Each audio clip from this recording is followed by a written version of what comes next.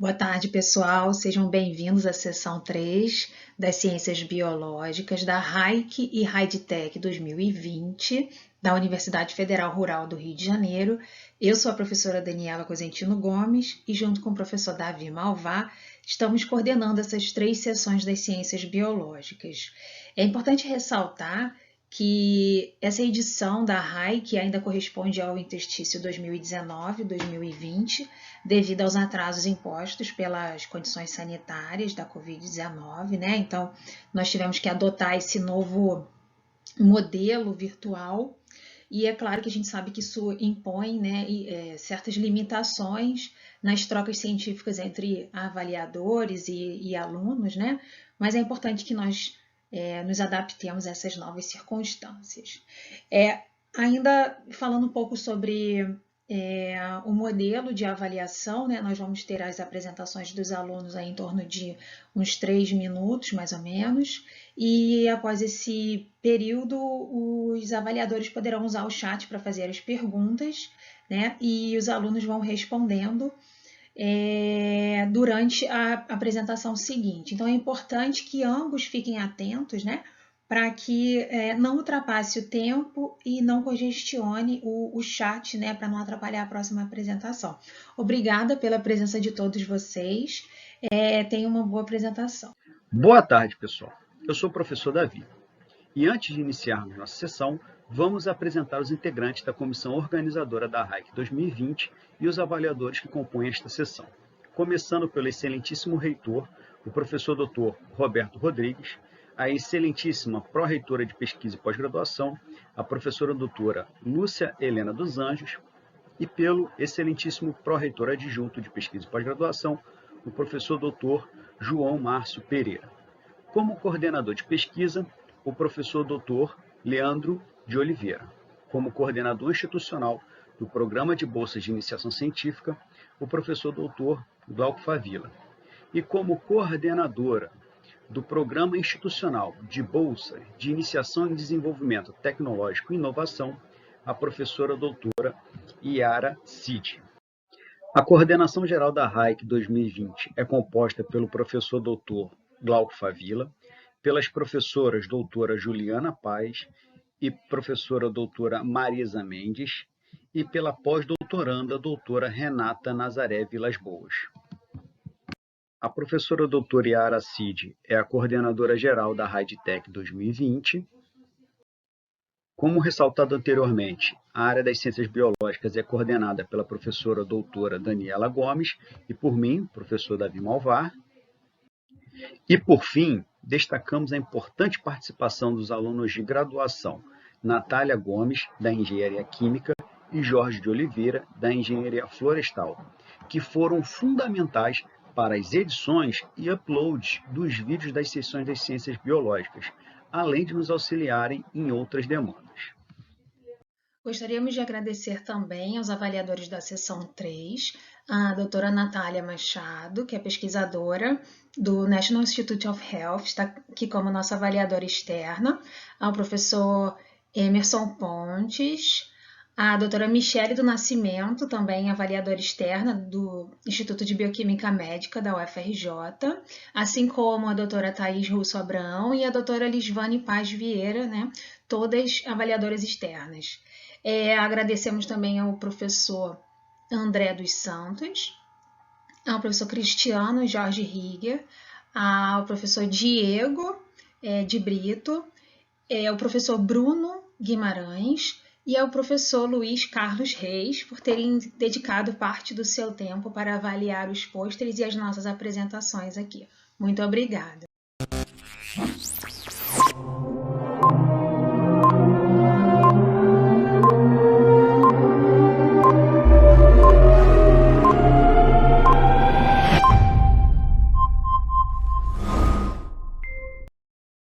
Olá, meu nome é Karine Falcão dos Santos, sou bolsista no Laboratório de Estresse Oxidativo em Micro-Organismos, orientada pelo professor Cristiano, e meu trabalho tem como título a avaliação da toxidez de óleos essenciais de Osmus gracinum e Cipopongonardus em células de Saccharomyces cerevisiae, cujo código é PVC 1142-2019. O nosso trabalho é complementar estudos que avaliaram a eficácia desses óleos essenciais, o Citocompos gonardus e o Osmus gracilis, no controle de pulgas, com o intuito de buscar alternativas mais verdes que as encontradas no mercado atualmente. Como foi demonstrado a eficácia de ambos no controle de pulgas, houve então a necessidade de avaliar a citotoxicidade desses tais óleos essenciais. E esse é o objetivo do nosso trabalho, avaliar a citotoxicidade desses óleos em células de Saccharomyces cerevisiae, que consiste em um modelo eucarioto muito usual devido à sua semelhança com células de mamíferos superiores. E para isso, realizou-se um estudo comparativo utilizando compostos muito usados no mercado, que é o timol e o fipronil. Para a avaliação dos efeitos citotóxicos, a gente utilizou um ensaio de viabilidade celular, onde a gente pega uma amostra das células pré-incubadas já em meio de cultura YP2, faz um novo repique, esse repique é mantido em estufa durante 24 horas, e depois a gente realiza o inóculo. Esse inóculo a gente faz em duas fases. A gente pega as células em 24 horas e em 48 horas. E em ambos os tempos a gente realiza o tratamento dessas células com diferentes concentrações dos nossos óleos essenciais e dos nossos controles. Depois de previamente tratadas, a gente coleta uma alíquota de 40 microgramas de células, faz uma diluição seriada e a gente coloca uma alíquota dessa diluição em placas e deixa durante 3 dias e depois faz a contagem dessas colônias.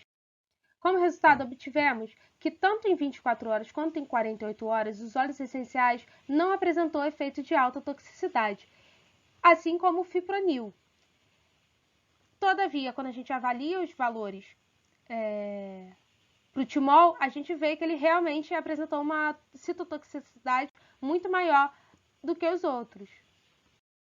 Como conclusão, podemos dizer que os óleos essenciais Citocompos gonardus e Osmus gracilis não apresentou citotoxicidade nesse modelo celular. Agradeço aos nossos colaboradores e aqui estão as nossas referências utilizadas nesse trabalho. Olá, meu nome é Rafaela Naira Almeida Santos e o nosso trabalho foi sobre a análise do reservatório de sódio na pele de ratas espontaneamente hipertensas pré-púberes. A hipertensão é uma doença que apresenta múltiplas causas, dentre elas a susceptibilidade do indivíduo e a herança familiar. Estes são fatores que contribuem para a incidência de doenças coronarianas e cerebrovasculares, causando importantes prejuízos econômicos todos os anos. O modelo SHR, espontaneamente hipertensos, foi escolhido por ser semelhante à hipertensão no ser humano. Além disso, é um modelo de hipertensão essencial. Estes animais, até as 5 semanas de vida pós-natal, não são hipertensos, sendo pertinente estudar este modelo antes do estabelecimento da hipertensão. Em relação à reserva de sódio corporal, esta pode ser armazenada em diversos tecidos, sendo a reserva da pele o interesse desse estudo.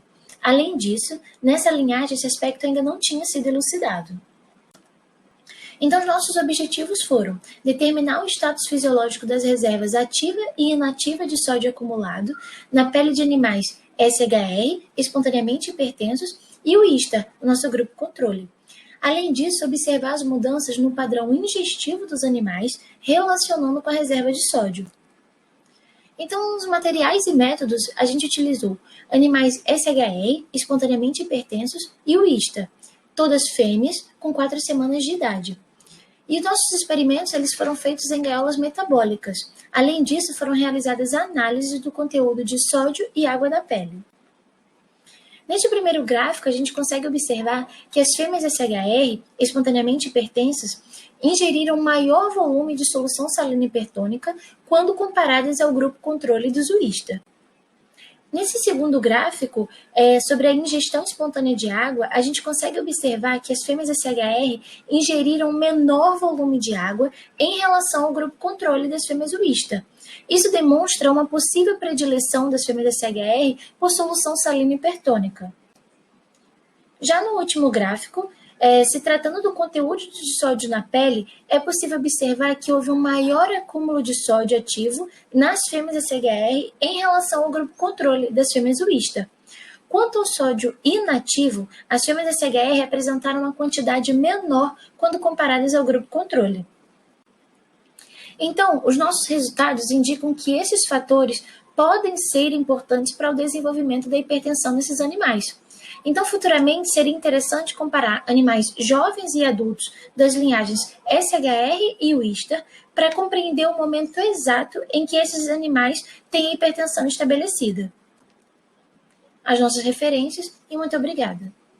Olá, o meu nome é Lucas e o meu trabalho é sobre a análise das alterações do metabolismo oxidativo de Pomassa maculata infectada com as estrônidos cantonenses. A Pomassa maculata é um molusco herbívoro que possui ampla distribuição pelo globo, sendo considerada uma praga nas criações rurais, principalmente pelo seu hábito voraz de alimentação. Ela também pode ser o hospedeiro intermediário dos angistrônidos cantonenses, esse que é um nematóide, Metastrongelídeo, que no seu ciclo o hospedeiro intermediário são os caramujos e o hospedeiro definitivo são os roedores. Ela pode ocasionalmente levar a uma zoonose acidental, quando as larvas permanecem no sistema nervoso central, causando um quadro de meningocefalite eosinofílica. Em decorrência do parasitismo, ocorrem mudanças fisiológicas e metabólicas que podem levar a uma compensação do balanço energético negativo, para tentar manter a normoglicemia, e uma dessas alternativas é o metabolismo oxidativo. O objetivo deste trabalho foi avaliar o conteúdo de ácidos orgânicos intermediários do ciclo de Krebs, correlacionando com as alterações observadas em análises de glicogênio e glicemia em pomassa maculata infectada com estrônidos cantonenses. Foram utilizados 120 moluscos divididos em 3 grupos infectados e 3 controles, cada um com 20 indivíduos.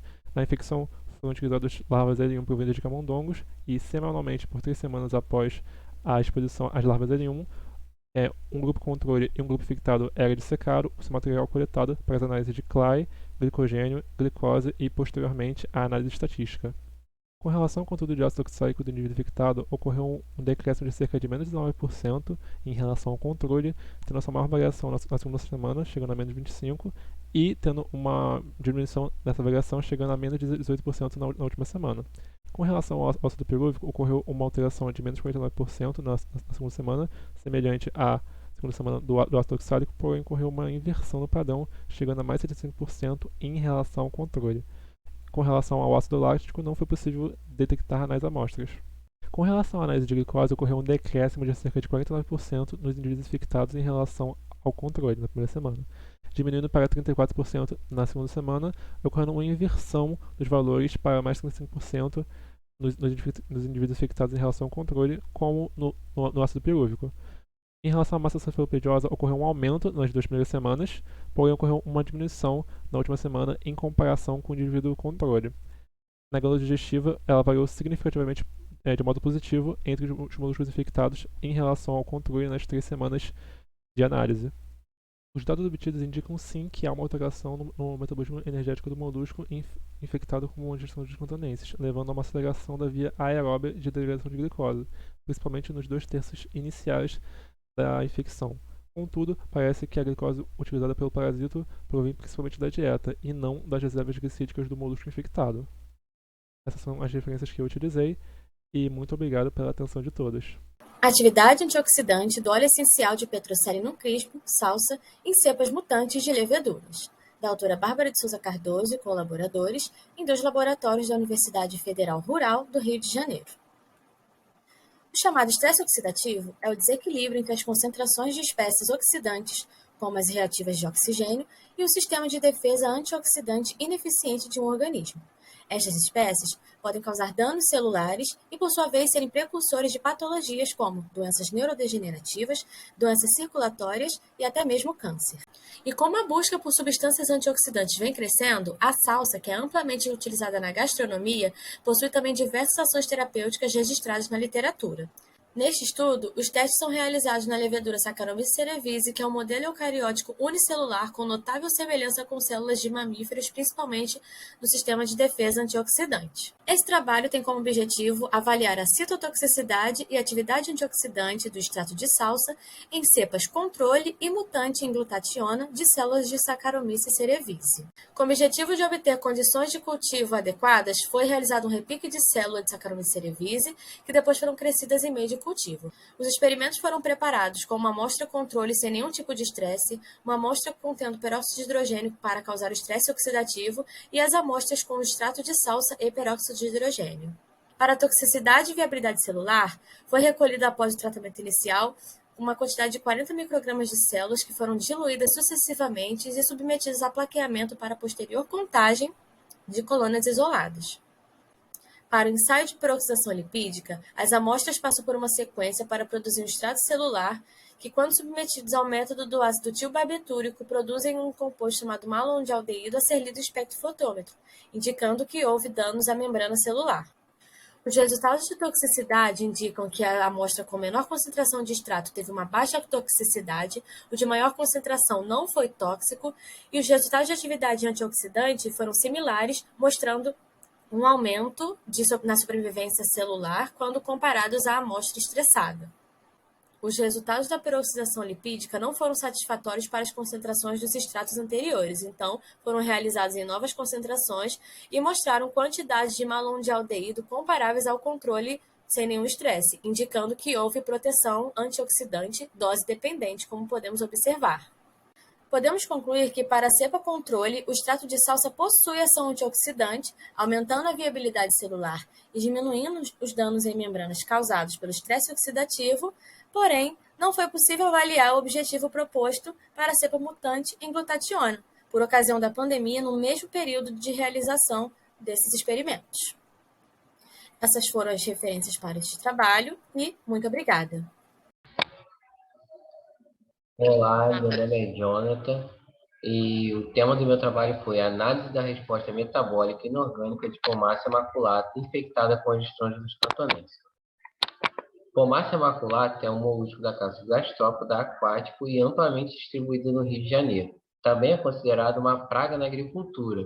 Além disso, vem sendo incriminada como hospedeiro intermediário de Angistrongylus cantonensis, um metastrongilídeo que infecta ratos e acidentalmente pode infectar o homem, causando meningocefalite eosinofílica.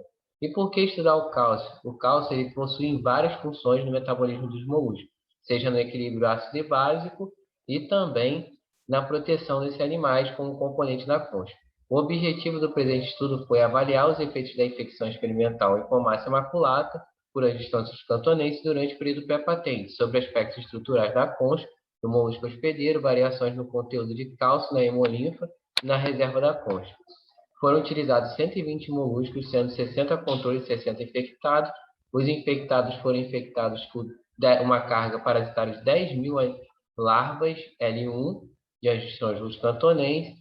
Os animais foram mantidos em aquários, ao qual era trocada a água 3 vezes por semana e a alimentação à vontade.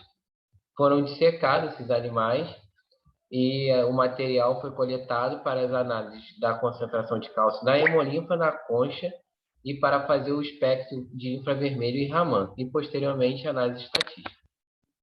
Os resultados: a concentração de cálcio na hemolinfa ela variou pouco durante todo o período pré-patente, sendo observado um aumento de 15% na primeira semana, reduzido em 5,36% e 2,90% na segunda e terceira semana.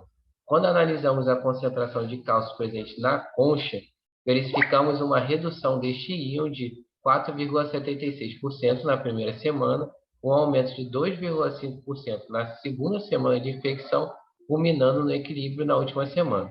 As conchas in natura apresentaram uma banda de absorção perto do composto de aragonita e, diferente, as cinzas delas já apresentaram uma banda de absorção semelhante à de composto de calcita. Assim, ocorre uma transformação irreversível de aragonita para calcita dentro do carbonato de cálcio. A gente consegue concluir com esse estudo que a Pomácia maculata é sim um hospedeiro intermediário resistente para Angistrongylus cantonensis, pois além de tudo apresenta baixa taxa de mortalidade. Essas são as minhas referências. Obrigado pela oportunidade. Meu nome é Raquel Ribeiro Neves e hoje eu vou falar sobre o meu projeto que é intitulado Avaliação da suscetibilidade à lesão de isquemia e reperfusão cardíaca em ratos espontaneamente hipertensos. Efeito da terapia antihipertensiva com losartana. O infarto agudo do miocárdio é a principal causa de óbito no mundo, sendo provocado por eventos prolongados de isquemia e reperfusão cardíaca. Mesmo pacientes que sobrevivem ao infarto agudo do miocárdio apresentam um elevado risco de desenvolver a insuficiência cardíaca congestiva, que é uma síndrome cardiovascular com prognóstico reservado e que impõe custos elevados ao sistema de saúde. Estudos demonstraram que a suscetibilidade à lesão de isquemia e reperfusão é significativamente reduzida após a aplicação de curtos ciclos intercalados de isquemia e reperfusão, imediatamente entre os eventos de isquemia e reperfusão sustentados. Por isso, essa manobra foi chamada de pós-condicionamento isquêmico. No entanto, a eficácia terapêutica de manobras cardioprotetoras é significativamente reduzida em indivíduos com hipertensão arterial sistêmica, que é o principal fator de risco para o desenvolvimento do infarto agudo do miocárdio e atualmente é prevalente em cerca de 1/3 da população mundial. Assim, o objetivo desse trabalho é avaliar os mecanismos fisiopatológicos envolvidos na maior suscetibilidade à lesão de isquemia e reperfusão cardíaca e menor eficácia terapêutica do pós-condicionamento isquêmico no modelo experimental de ratos espontaneamente hipertensos, que é o SHR, assim como a repercussão da terapia antihipertensiva com losartana, que é um antagonista do receptor tipo 1 de angiotensina 2. Metodologia. Serão utilizados ratos adultos de 2 meses de idade das linhagens Wista e espontaneamente hipertensos, que é o SHR. Os níveis de pressão arterial sistólica dos animais serão avaliados pelo método de pletismografia de cauda, em que ratos SHR com pressão arterial sistólica maiores do que 130 mg de mercúrio serão excluídos do procedimento experimentais, assim como ratos Wista cujos níveis de pressão arterial sistólica sejam menores que 130 mg de mercúrio. Os animais serão distribuídos aleatoriamente em subgrupos tratados com losartana na água de bebê ou água filtrada. Serão então eutanasiados e colocado Langerhans, que é o método de coração isolado. Será feita então a coleta do efluente coronariano basal, o infarto do miocárdio e quantificação da área de infarto. Parte dos corações coletados, então, passaram pelo procedimento de pós-condicionamento isquêmico no Langerhans, com ciclos curtos de isquemia e reperfusão intercalados, coleta do efluente coronariano e análise molecular do efluente coronariano. Parte dos corações será perfundida com efluente coronariano coletado de outros grupos experimentais, seguida de isquemia global, quantificação da área do infarto e análise molecular de proteínas apoptóticas, antiapoptóticas e enzimas antioxidantes. Resultados esperados. Espera-se que os ratos hipertensos tratados com placebo apresentam maior suscetibilidade à lesão de isquemia e reperfusão, de modo a apresentar maior área de infarto, maior expressão de genes que codificam proteínas pró-apoptóticas e menor expressão de genes que codificam proteínas anti-apoptóticas. Muito obrigada. Olá, meu nome é Manuela Dantas Medeiros e apresentarei o projeto de infecção experimental de larvas de 7 dias de quitenocephalides felis por nematóides entomopatogênicos Heterorhabdites amazonensis, NEPET 11, resultados preliminares.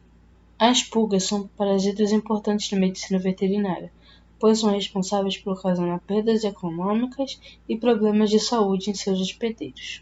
O controle de pulgas geralmente é realizado através do uso de produtos químicos. Todavia, a preocupação com o desenvolvimento de resistência por parte do inseto é grande. Assim, outras formas de controle vêm sendo estudadas. O controle de insetos utilizando nematóides entomopatogênicos é indicado quando pelo menos uma das fases do ciclo biológico do artrópode ocorre no solo, pois o juvenis infectante penetra no hospedeiro, libera uma bactéria endosibionte que provoca a morte do inseto. O objetivo deste estudo foi avaliar a infecção experimental de larva de 7 dias de pulga quitenocephalides felis por NEPs da espécie Heterorhabdites amazonensis, NEPET 11. Foram utilizadas 5 placas de Petri forradas com papel filtro, contendo 10 larvas de pulga por placa, onde foram adicionadas 120 NEPs por larva, diluídos em 600 microlitros de água destilada. Como controle, foi montada uma placa de Petri seguindo as especificações descritas anteriormente, contendo 10 larvas de pulga e 600 microlitros de água destilada. Todas as placas foram fechadas com plástico filme, sendo o eixo furado com uma agulha de insulina, mantidas em temperatura ambiente e observadas a cada 24 horas por um período de 2 dias. Nas primeiras 24 horas, observou-se um percentual de mortalidade que varia de 50% a 100%. Após 48 horas, todas as placas tratadas apresentaram 100% de mortalidade. A placa utilizada como controle obteve 0% de mortalidade em 24 a 48 horas. Não foi possível realizar a dissecação das larvas de pulga de todas as placas para observar a presença de NEPs ao microscópio, pois as que morreram mais precocemente encontravam-se ressecadas.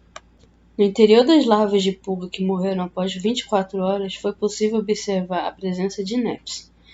As larvas contendo NEPs foram colocadas em armadilha de White, porém não houve sucesso na recuperação de juvenis infectantes.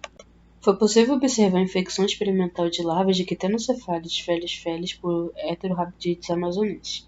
Porém, alguns ajustes na metodologia devem ser realizados para que seja possível a recuperação de juvenis infectantes e, posteriormente, utilizar essa espécie de NEPs como ferramenta de controle biológico de pulgas.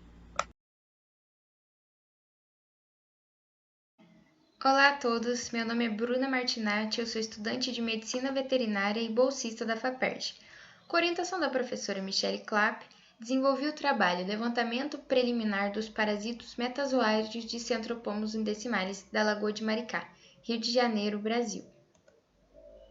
Centropomus undecimalis é uma espécie de peixe popularmente conhecida como robalo.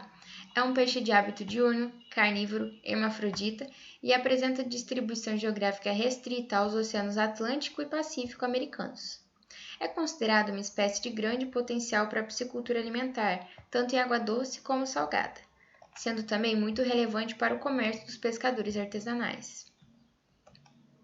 Os objetivos do projeto, que ainda está em desenvolvimento e tem duração total de 2 anos, são identificar as espécies de parasitos que compõem a comunidade parasitária dos robalos e também relacionar a ocorrência destes parasitos com a biometria e com os aspectos alimentares e reprodutivos dos hospedeiros na Lagoa de Maricá. 6 robalos foram comprados de pescadores artesanais durante os anos de 2018 e 2019 na Lagoa de Maricá, e ainda serão comprados mais 9.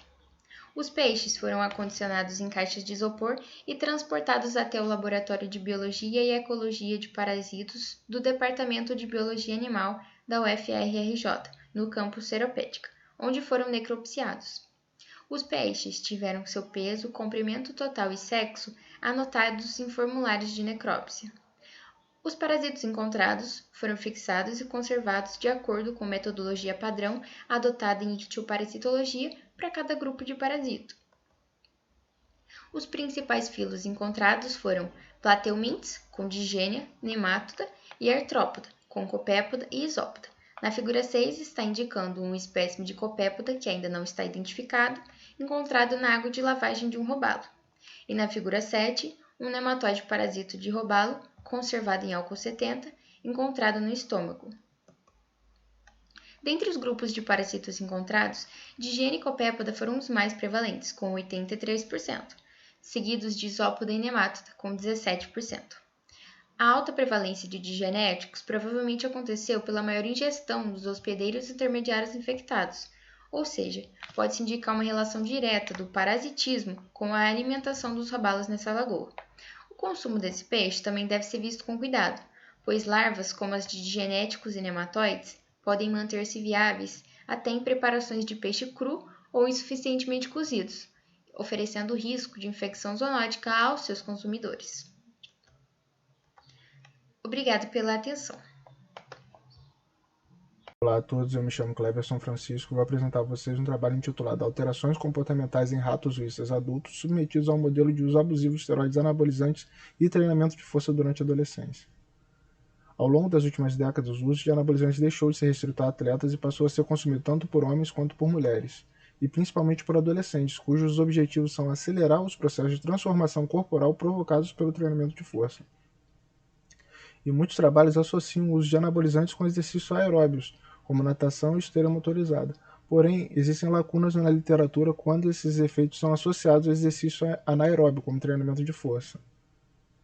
Então, tivemos como objetivo estudar os efeitos na fase adulta de ratos suíços machos submetidos ao treinamento de força associado à administração abusiva de esteroides anabolizantes durante a adolescência, nas respostas comportamentais análogas à ansiedade e depressão e na aquisição de memória espacial e aprendizado desses animais.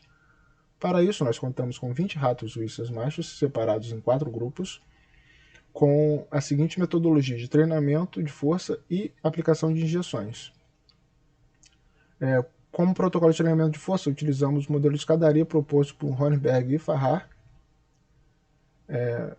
Como testes comportamentais, utilizamos labirinto em cruze elevado, teste campo aberto, teste labirinto de Barnes, preferência por sacarose e o teste de nado forçado. A análise estatística foi feita da seguinte maneira, e como resultado nós tivemos a progressão de carga, mostrando que tanto o grupo treinado propionato quanto o grupo treinado controle apresentaram diferença significativa quando comparado com os seus respectivos controles.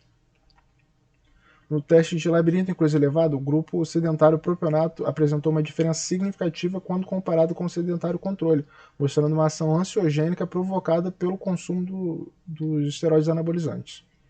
Nos testes de campo aberto, labirinto de Barnes, preferência por sacarose e nado forçado, nenhum grupo apresentou diferença significativa entre si.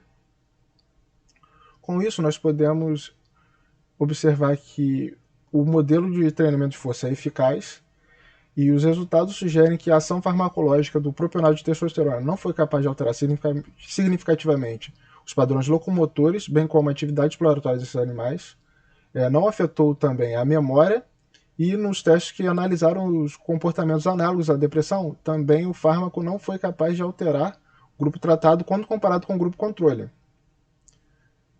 Essas foram as minhas referências e obrigado.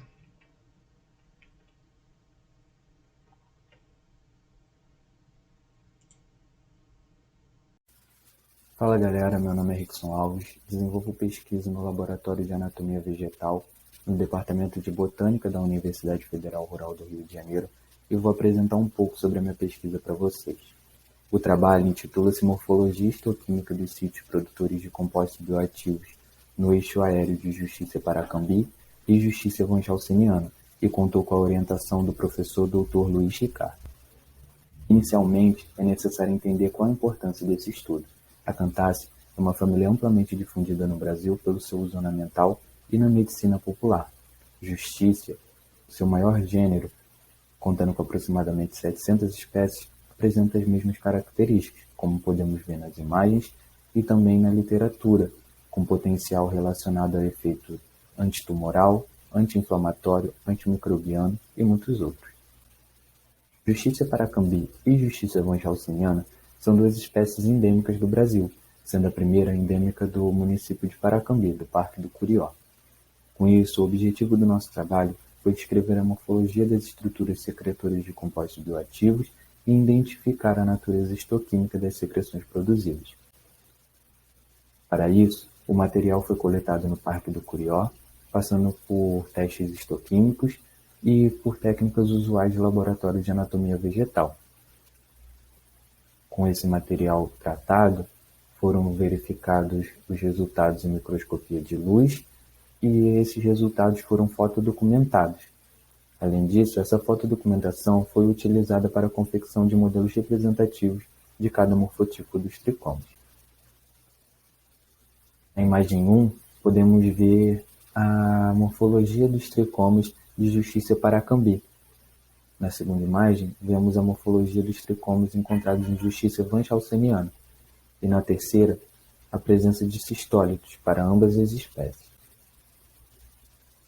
Na tabela aqui presente, podemos ver a histoquímica para cada morfotipo encontrado em ambas as espécies, fazendo a relação da presença de grandes grupos metabólicos, como lipídios totais, polissacarídeos, terpenos e composto fenólico. Na lateral, vemos as imagens de como analisamos isso em laboratório.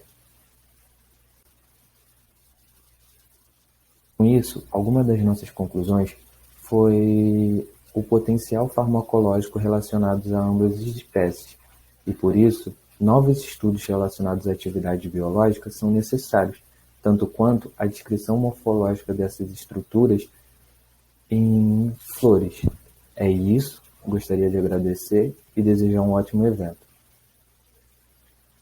Olá a todos, me chamo Jéssica e represento o laboratório do professor Cristiano de Estresse Oxidativo em Micro-Organismos da Universidade Rural, em parceria com o laboratório da professora Tatiana, do Departamento de Alimentos, com fomentos da CAPES, desenvolvemos a seguinte pesquisa, intitulada Capacidade Antioxidante in vivo e in vitro do extrato de pimenta biquim.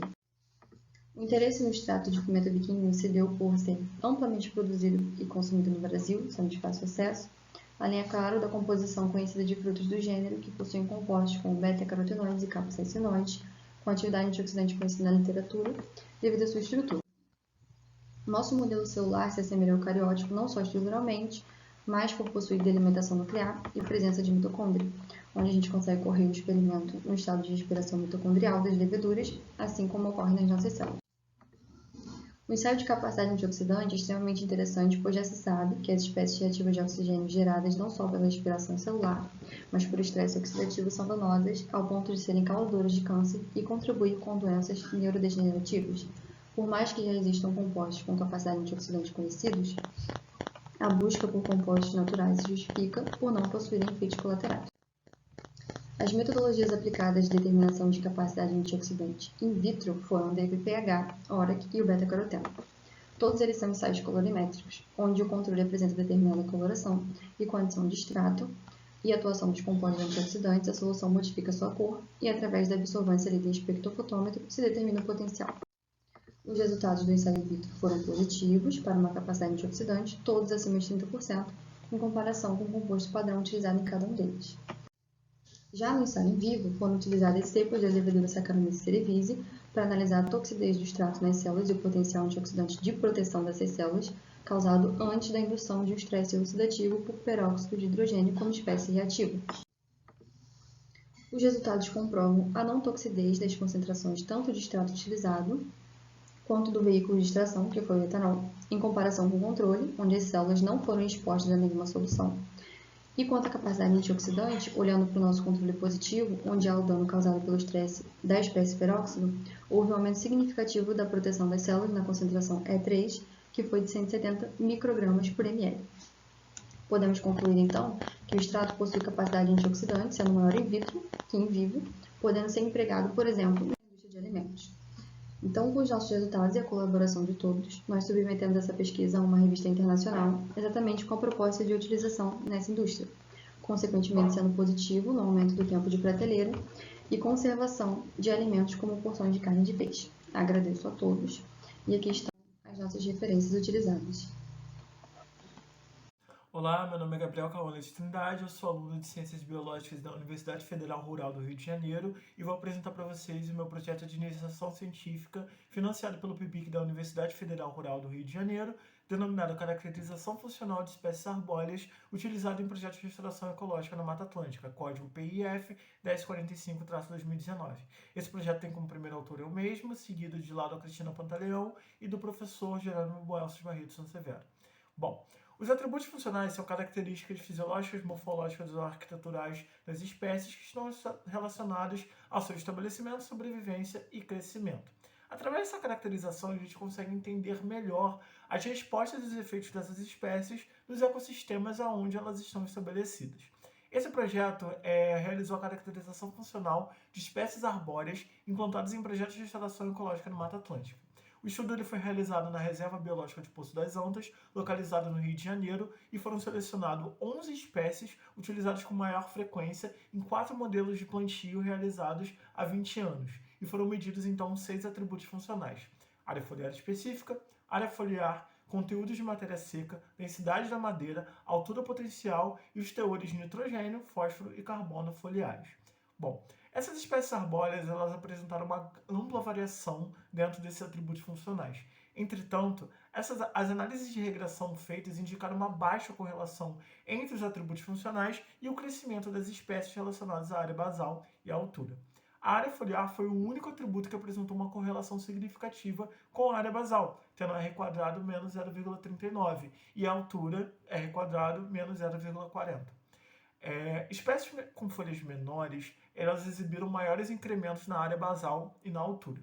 Bom, folhas grandes geralmente são encontradas em plantas estabelecidas em locais com pouca luz, justamente porque com o intuito de captar mais luz e é típico de ambientes de subbosque, enquanto espécies com folhas pequenas apresentam vantagem em ambientes com elevadas temperaturas e radiação, uma vez que elas podem exibir uma melhor eficiência no uso de água por conta das folhas pequenas. A espécie Platymeria reticulata, que é da família Fabaceae, apresentou os maiores incrementos em área basal e altura. Entretanto, a ausência de associação entre atributos funcionais ao crescimento das plantas pode estar associada à competição entre essas espécies. Outra evidência do efeito de interação entre as espécies no crescimento das plantas é o fato de que algumas espécies exibiram uma grande variação de área basal e de altura. Bom, então é isso, eu agradeço, muito obrigado e até mais.